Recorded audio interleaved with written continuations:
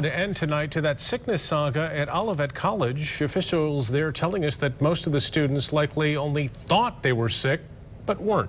School officials released new information today, including that only 3 of the dozens of students taken to the hospital were actually sick.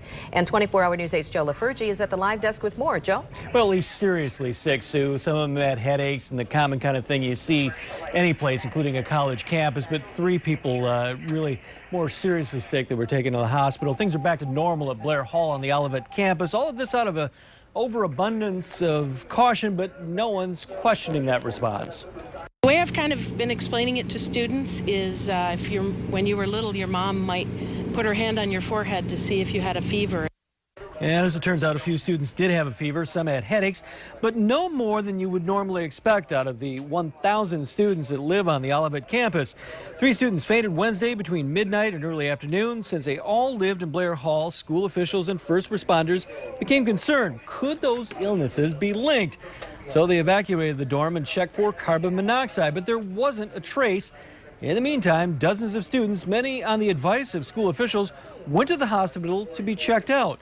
A handful had your garden variety general population illness, but most were just fine.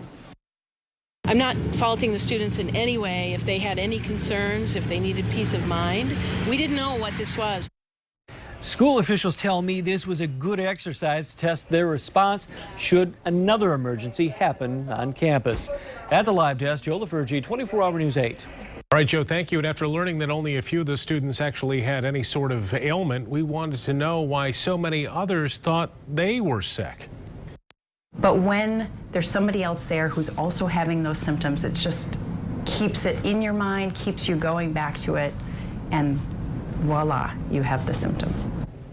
24-hour News 8's Tom Helen just sat down with the psychologist who explains how this happens, and he'll have that story for you tonight at 10 and 11.